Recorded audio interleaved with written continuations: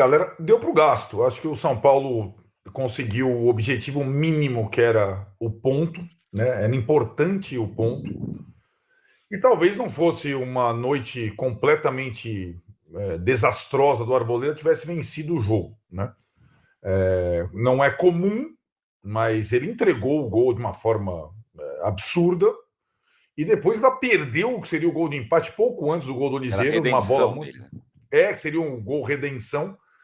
Mas é que tá, o time do São Paulo, num jogo desse, num campo desse, errar no momento desse campeonato, errar como o Arboleda errou é praticamente imperdoável num campeonato como o brasileiro nesse momento, né? Exato. E aí você joga toda a estratégia no lixo e tal.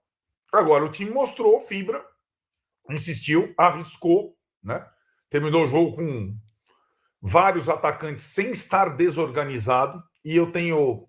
Essa é uma questão interessante nesses últimos jogos. Talvez o tempo de treino explique um pouco. Quem entra tem entrado bem, normalmente, né? Tem razão. E hoje, de novo, quem entrou bem. E quem estava mal acabou participando do gol. No caso, o Calera ajeitou e o Liseiro fez um golaço, né? E aí o São Paulo consegue um ponto.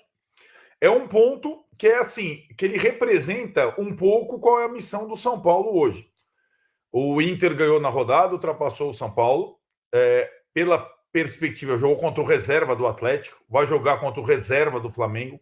É difícil o São Paulo buscar o Inter. O Fortaleza pontuou na rodada, o Flamengo ganhou. Então, o São Paulo é um time que não saiu até agora entre os 6. O 6 não garante, o sexto lugar, que é hoje a posição do São Paulo, não garante a fase de grupos. Mas pode até garantir se abrirem outras duas vagas, né? Dependendo da situação do Flamengo na Copa do Brasil e do Botafogo na Libertadores. Agora, é o patamar do São Paulo, né? É esse patamar, e desta vez acabou o perde e ganha, teve um empate, e acho que como o adversário direto agora para esse sexto lugar é o Bahia, é o outro próximo confronto, outro fora de casa, outra batalha, e outro empate ali serve. Para daí, nos 6 jogos finais, você tentar se consolidar e, quem sabe, subir, ganhar uma posição nesse campeonato, que teve tanto jogo imprevisível hoje. Mas eu achei que o ponto foi bom, o futebol nem tanto. Só digo o seguinte, acho que o São Paulo hoje uma ressalva em relação aos últimos jogos fora de casa. O São Paulo jogou desde o começo, hoje, mais atento e mais competitivo. Mas falhou miseravelmente no gol do Cristiano e aí quase perdeu o jogo. Realmente falhou muito, foi uma falha grosseira, né, grotesca, e depois perdeu o gol ainda, foi um jogo horroroso do Arboleda. Vamos falar sobre tudo isso e muito mais, vocês já mandem as suas mensagens aí, venham com a gente. Eu quero dar um outro recado importante aqui para vocês, que é o seguinte: olho na tela aí, cada dia que passa o trabalho do Tite no Flamengo Cada fica pior. resultado do Flamengo. Cada vez que o Flamengo ganha um jogo, o Tite fica menorzinho. Muito bem, rapaziada, mandem suas mensagens aí, o LPG. Cansei desse samba de uma nota só chamado 4-2-4. O time não tem nenhuma variação. Acho que já dá para dizer que o treinador não tem repertório, Arnaldo. É o LPG que diz aqui. Eu não gosto do... Ai, cara, acho que a galera... Eu não gosto do 4-2-4, mas eu acho que ele é um sistema que aproveita o maior número de atacantes que o São Paulo tem hoje. O São Paulo tem excesso de atacantes, né? Acho que... Eu até estava comentando com meu irmão, gosto de ver jogo com meu irmão. Eu acho que o São Paulo tem uma questão nos últimos anos, talvez explique um pouco a dificuldade de jogar fora de casa, que é, muitas vezes, isso vai além do 4-2-4, porque nem sempre o São Paulo jogou no 4-2-4, mas é jogar da mesma forma que você joga em casa, você entende? Com todos os treinadores. Com todos. Dorival né? também fazia isso, né? Muito. Só que era pior, porque o São Paulo do Dorival, ele era menos agressivo. Ele tentava dominar o adversário fora de casa com a posse de bola. Tanto que ele só ganhou um jogo no campeonato, né? Foi um dos piores. Foi talvez o penúltimo em aproveitamento fora de casa. Não é o caso desse ano. O São Paulo está mais ou menos no meio da tabela em aproveitamento fora de casa. Porém, eu acho que o São Paulo, quem comanda o São Paulo, os técnicos do São Paulo, eles não se dão conta, muitas vezes, que o time não tem esse poderio. para jogar da mesma forma, dentro e fora de casa. Jogava assim com o Diniz, jogava assim com o Rogério, jogava assim com o Dorival, joga assim com o Zubeldia, no mesmo sistema, eu digo, né? O São Paulo propõe um jogo fora de casa contra qualquer adversário. E o time de São Paulo não tem essa qualidade. É simplesmente isso, né? Então, quando a gente fala dos 3 zagueiros, tal, é que talvez hoje, nessa situação, para mim sempre foi assim. Desde que o São Paulo tinha o Bruno Alves, era melhor jogar com 3 zagueiros. Só o Crespo insistia nisso, mas ele fez um campeonato brasileiro péssimo também, né? Inclusive, dentro de casa, o Crespo, né? Mas eu acho que a formação com 3 zagueiros para jogos fora de casa, você meio que coloca a responsabilidade da iniciativa do jogo para o seu adversário. Como foi contra o Cruzeiro. É claro, tem times e times. O Cruzeiro é um time que propõe contra todo mundo. Não está ganhando mais de ninguém, né? Mas, então, assim, o São Paulo jogou com o Criciúma jogou como se estivesse jogando no Morumbi, certo? Vou jogar no erro do São Paulo. Vou jogar no erro do São Paulo. E assim é. O Cuiabá, vou jogar no erro do São Paulo. O erro do São Paulo. Então, mas aí... O São Paulo não está entre os 4 primeiros times do campeonato, os 4 melhores times do campeonato para tentar se impor também fora de casa. Não acho que seja. Então, para mim, é bola parada, 3 zagueiros e tal. Porém, isso tudo, essa teoria ancestral, ela é pequena se a gente considerar que, fora de casa, sobretudo, qualquer erro praticamente mata o jogo. E o São Paulo entregou um gol para o adversário hoje, né? Esse é o fato desse jogo. O São Paulo entregou um gol para o adversário, né? Mas assim, vou continuar lendo a galera aqui, mas uma ponderação. Uma vez que, diante de toda essa explanação sua, não tem alguém para decidir que não der para jogar do mesmo jeito fora? Desde o ano passado, assim?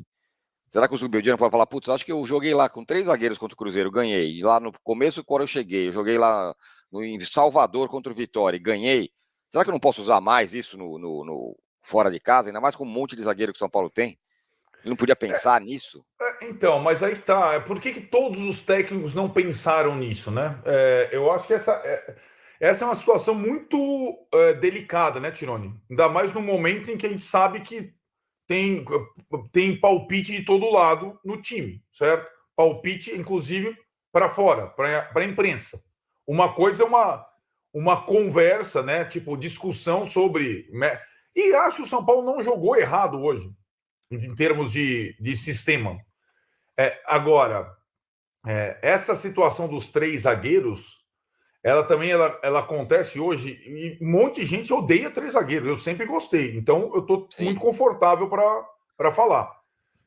Também porque o São Paulo tem 5 ótimos zagueiros, né? Então, dá para discutir isso. Se o São Paulo não tem meio de campo, vocês concordam? Todo mundo aqui concorda.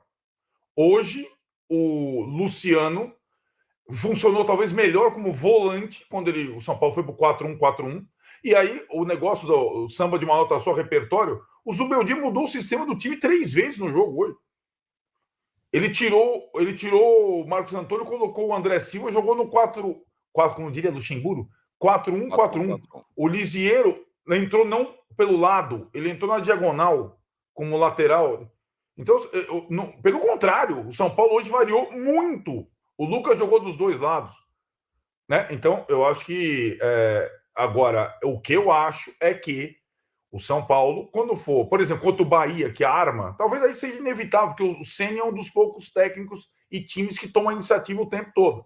Talvez até encaixe um jogo. Mas o São Paulo tem que jogar mais fechadinho no erro do adversário. Ponto. Não, então, mas é justamente isso que eu estou falando, né?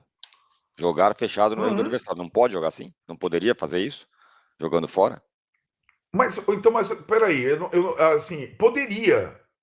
Para mim, na verdade, o sistema ideal, mesmo dentro de casa, seria 3 zagueiros. Eu sei, eu estou entendendo. Eu prefiro. Essa é a minha questão. Por que não Agora, jogar, então? É uma assim, teimosia, é uma loucura?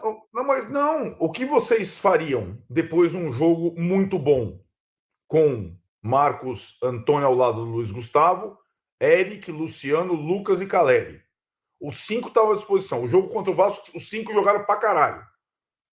Vocês tirariam um deles para colocar um zagueiro? Essa é a pergunta. Eu faria isso. Sim. Mas pouca gente faria. Não, tá, eu porque sei aí começa. Porque mas... tem o outro lado, né, Tironi? Depois, assim, que não funciona, ou funciona mais ou menos, o Eric não tem continuidade. Porra, o Marcos Antônio não sei o que lá. Ou não sei o que, não sei o que lá. O cara acabou de jogar bem uma e sai, né? Ele simplesmente replicou o time que funcionou bem contra o Vasco, né, do meio para frente.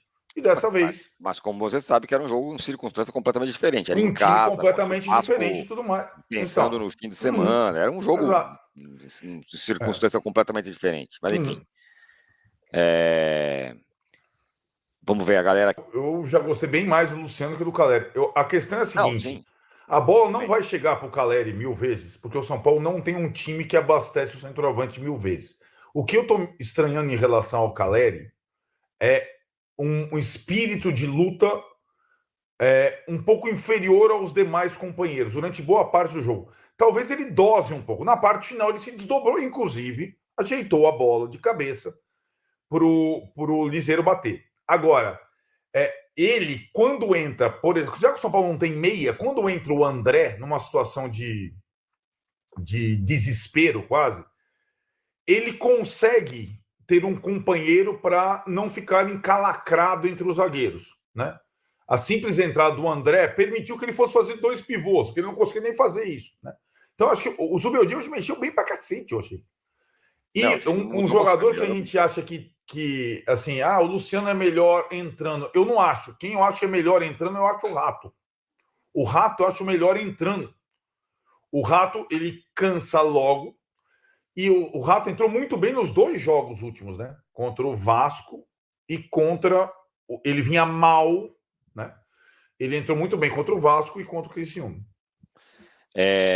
Muito bem, galera aqui segue mandando. Thiago Domiciano, apesar da melhora com as substituições, eu esperava um time melhor pelo tempo de preparação. O Zubeldia não deve cair, mas o desempenho tem muita responsabilidade dele.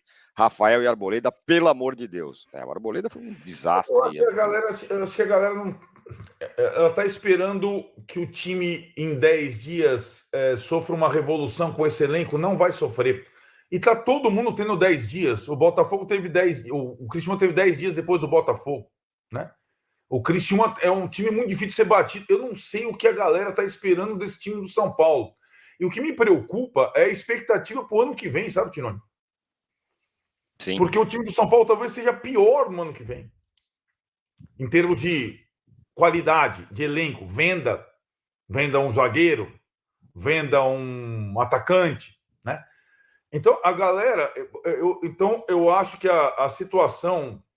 O limite do time do São Paulo, para mim, está muito claro, né?